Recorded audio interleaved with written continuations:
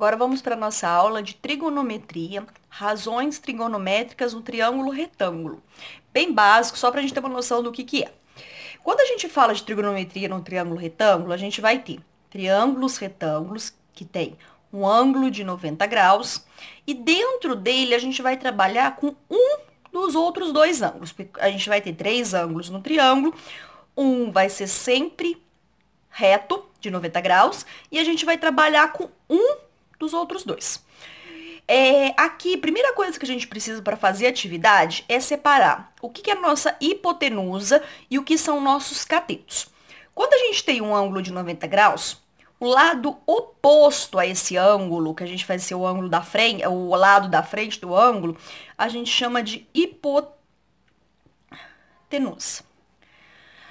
O que sobra, os outros dois lados, a gente chama de cateto. Só o que a gente vai ter agora? Como a gente tem esse ângulo marcado, a gente vai ter o cateto oposto e o cateto adjacente. Então, quando a gente tem um ângulo lá de cima, é como se a gente fizesse uma setinha nele, a gente vai ter o cateto oposto. O que sobra? Cateto adjacente. Se eu mudar o lado do ângulo, muda também o meu cateto oposto e meu cateto adjacente. Então, vamos lá de novo. O ângulo reto está aqui. O que fica de frente para ele é a minha hipotenusa. O que sobrou? Cateto. Só que o meu ângulo marcado está aqui embaixo. Se ele está aqui embaixo, o que está na frente é cateto oposto. E o que sobrou? Adjacente. O adjacente é o que vem junto. Tá vendo que ele vem na mesma linha do ângulo? Mas quem não lembrar disso, é só achou o oposto que sobrou adjacente. Na trigonometria, a gente vai ter três fórmulas, três razões que a gente vai usar e para poder resolver os exercícios. Esse sen é do seno. Seno é igual a cateto oposto sobre a hipotenusa. O cosseno é o meu cateto adjacente sobre a hipotenusa. A minha tangente é o meu cateto oposto sobre cateto adjacente. Esses catetos e hipotenusas vão ter valores dos meus exercícios, tá? Aqui é só as fórmulas e aonde que a gente acha cada um deles. Mas eles vão ter valores, é o que a gente vai usar depois. Quando a gente trabalha com trigonometria, a gente trabalha com ângulo de 1 até 89. Então, qualquer desses ângulos servem para formar um ângulo, um triângulo retângulo. Então, eu posso usar qualquer um deles. Só que a gente vai ter três que a gente chama de ângulos notáveis, que é o que mais existe, é os que mais a gente usa. Como eles são os que a gente mais usa, tem uma tabelinha específica para poder fazer os cálculos. Porque muitas vezes o exercício não dá os valores de seno, cosseno e tangente desses ângulos. E às vezes a gente vai precisar no exercício. Como que a gente vai fazer para montar essa tabelinha? Vocês vão achar na internet um monte de musiquinha para poder decorar a tabelinha. Então ela não é tão complicada de decorar assim. Mas para explicar só, a gente vai fazer isso, ó. Aqui eu tenho a minha linha do seno, tá? Então a gente sempre vai seguir nessa sequência, linha do seno, linha do cosseno e linha do tangente. Se ela tiver aqui aqui em cima, o seno, o cosseno e a tangente aqui em cima, a gente segue na ordem para baixo, tá certo?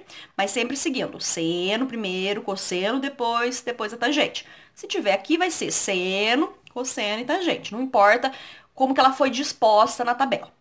Os ângulos notáveis, 30 graus, 45 graus e 60 graus. O que a gente faz? A primeira coisa que a gente vai fazer, a gente vai montar os números do seno e do cosseno. Todos eles são frações. Então, eu vou colocar primeiro os números da parte de cima, do numerador da minha fração. Então, eu vou começar aqui.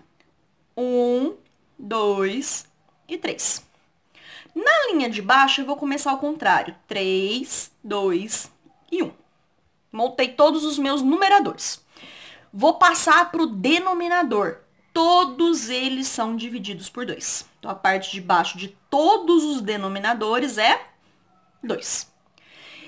E o que a gente vai ter? A gente vai colocar na parte de cima, no numerador, raiz no 2 e raiz no 3. Raiz no 2, raiz no 3. O que eu vou ter aqui? Por que eu não coloquei raiz quadrada em cima do 1? Se eu tiver raiz quadrada de 1, o resultado é 1. Então, por que eu vou colocar se eu vou ter que achar o resultado depois? Então, no 1 eu não coloco. Raiz quadrada de 2 e raiz quadrada de 3 são números irracionais. O que significa? Que esse número aqui eu não consigo achar um valor exato na resposta. Então, ele vai continuar na raiz. A tangente não consigo achar essa regrinha, mas ela também não é difícil de decorar. Raiz de 3 sobre 3, 1. Raiz de 3. Tá montada a nossa tabelinha para a gente começar a resolver os exercícios. Uns exemplos para vocês, para entender como é que a gente resolve esse exercício. Então, vamos lá. O que eu vou ter aqui? Eu tenho um triângulo retângulo, eu tenho valor aqui, não tenho, né? Eu tenho uma incógnita, x, um valor aqui embaixo, 7, e aqui o ângulo de 40 graus. Então, eu tô trabalhando com um ângulo dentro. Toda vez que eu for fazer resolução desse exercício, primeira coisa que eu vou fazer, o que é hipotenusa? O que é cateto oposto? O que é cateto adjacente? Então, o que eu tenho aqui? Eu vou ver o meu ângulo reto. O que está na frente dele é a minha hipotenusa. Eu vou ver o que sobra, então, é cateto. Cateto aqui, cateto aqui. O ângulo que eu estou usando dentro é o ângulo de 40 graus. Então, aqui vai ser o meu cateto oposto. Aqui do lado é o meu cateto adjacente. Só que eu não tenho nenhum valor, nenhuma incógnita nele. Então, esse lado aqui eu não vou usar. Tá certo? Como esse ângulo de 40 graus não é um ângulo que tá lá naquela minha tabelinha, o exercício sempre dá alguns valores pra gente. Aqui eu tenho o valor do seno de 40 graus, do cosseno de 40 e da tangente de 40 graus. Tudo valor com decimal e 2 casas depois da vírgula. São valores infinitos, mas eles usam geralmente só os 2 números decimais. O que eu vou fazer? Eu tenho cateto oposto e a minha hipotenusa. Eu vou lembrar daquelas fórmulas que a gente tinha visto antes. Vou voltar lá na fórmula. Eu tenho fórmula do seno, do cosseno e da minha tangente. A única fórmula que eu tenho, cateto oposto e hipotenusa, que são os valores lá daquele exercício, é a minha fórmula de quem? Minha fórmula do seno. Então, é essa fórmula que eu vou usar nesse exercício. Então, o que a gente volta? A gente volta para cá. Seno. Qual que é o meu ângulo que está sendo usado? Seno de 40 graus.